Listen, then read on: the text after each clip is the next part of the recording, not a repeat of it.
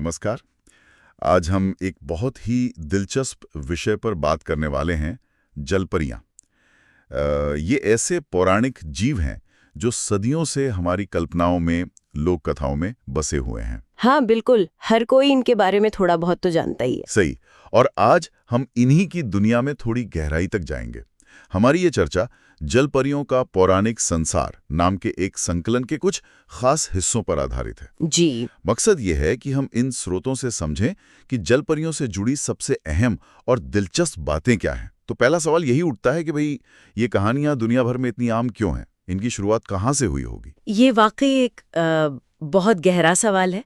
अगर हम सबसे पुरानी कड़ियों को देखें तो जो स्रोत आपने बताया, जलपरियों का पौराणिक संसार, वो हमें ले जाता है लगभग 1000 ईसा पूर्व। 1000 ईसा पूर्व काफी पुराना है। हाँ बहुत। ये कहानी है एसीरियन देवी अतार्गस की। और दिलचस्प बात यह है कि स्रोत बताता है कि ये सिर्फ उत्पत्ति की बात नहीं है, इसमें मानवीय भावनाएं भी जुड़ी हैं। भावनाएं जैसे शर्मिंदगी। देवी ने शर्म के मारे खुद को मछली में बदलना चाहा, पर उनकी सुंदरता वो दिव्य थी तो पूरी तरह छिपी नहीं।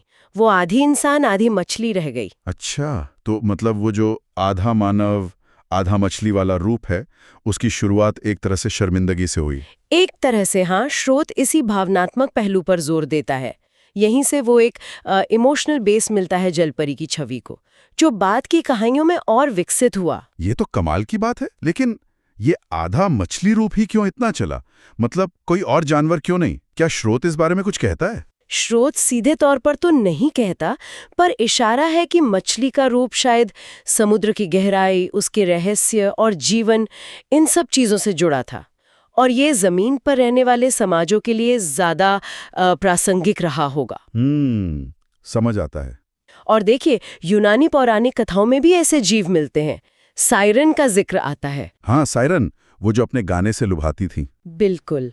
हालांकि स्रोत बताता है कि शुरू में उन्हें पक्षी मानव जैसा दिखाया गया था, पर समय के साथ जैसे जैसे समुद्री यात्राएं बढ़ीं, उनका जुड़ाव जलपरियों से हो गया।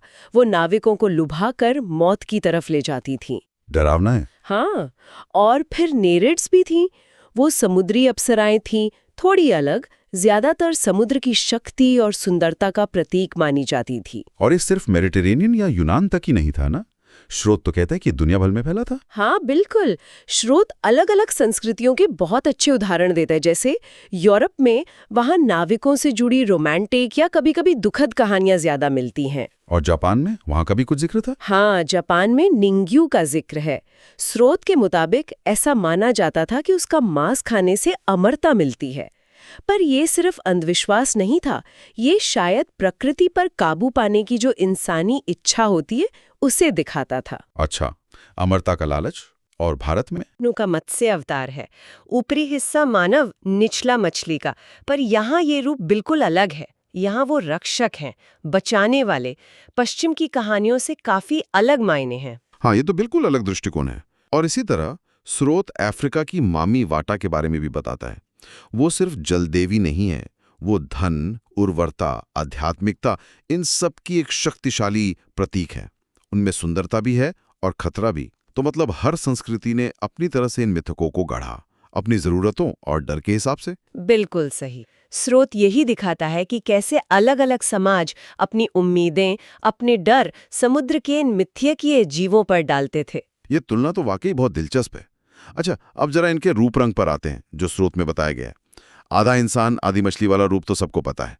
चमकदार शल्क, लहराते बाल, मोहक सुंदरता। हाँ, ये तो है ही। लेकिन जलपरियों का पौराणिक संसार कुछ और खासियतों का भी जिक्र करता है। पानी के नीचे सांस लेना, तेजी से तैरना, ये तो जाहिर है। हाँ, वो तो होना ही है। पर स्रोत कुछ कहानियों का हवाला देता है जहां उनमें जादुई शक्तियां भी थीं।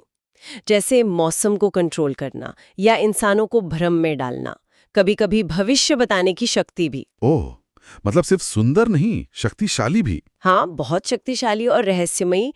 कुछ कहानियों में तो ये भी है कि उनके आंसू मोती बन जाते थे। ये सारी चीजें उन्हें सिर्फ खूबसूरत नहीं बनाती, बल्कि काफी पावरफुल बनाती हैं। तो रूप के साथ साथ ये जादुई शक्तियां भी उनकी पहचान का हिस्सा थी। अच्छा, उनके रहने की जगह के बारे में स्रोत क्या कहता है? क्या सच में पानी के नीचे उनके राज्य या महल होते थे? हाँ, कई मिथकों में ऐसा जिक्र है। स्रोत कुछ यूरोपीय लोक कथाओं के बारे में बताता है जहाँ पानी के नीचे उनके बड़े शानदार महल होते थे, मूंगे और मोतियों से बने हुए, समुद्र की गहराइयों में छुपे हुए। वाह। इन कहानियों में अक्सर उनकी अपनी एक सामाजिक व्यवस्था भी होती थी, राजा रानी दरबारी सब कुछ। तो ये कल्पना एक तरह से इंसानी दुनिया का ही अक्स थी, बस पानी के नीचे। हाँ, कह सकते। इंसानी दुनिया का ही एक प्रतिबिंब जिसे समुद्र के उस अनजान माहौल में रखा गया था, और शायद इसी वजह से ये और भी ज्यादा रोमांचक लगता था। सोचकर ही एक अलग दुनिया का एहसास होता है। निश्चित रूप से। तो अगर हम जलपरियों का पौराणिक संसार से मिली जानकारी को समेटें, तो जलपरियां सिर्फ कोई काल्पनिक जीव नहीं है। नहीं, बिल्कुल नहीं। वो अलग अलग संस्कृतियों में सुंदरता, रहस्य, प्रकृति की ताकत और कभी-कभी अनजाने के डर का प्रतीक है।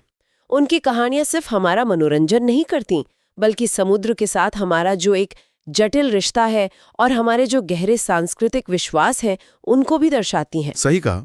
और शायद यही बात हमें आज के आखिरी सवाल तक लाती है। क्या समुद्र का वो विशाल अनजानापन और उसके रहस्यों के प्रति हमारा जो सदियों पुराना आकर्षण है, वही इन मिथकों को आज भी किसी न किसी रूप में जिंदा रखे हुए है? ये एक सोचने वाली बात है। और क्या आज के इस वैज्ञानिक युग में भी, जब समुद्र के कई रहस्य खुल चुके हैं, क्या हमारी कल्पना ऐसी ही उड़ानें भरकर नए मिथकों को जन्म दे रही है? ये सोचने के लिए एक दिलचस्प सवाल जरूर है।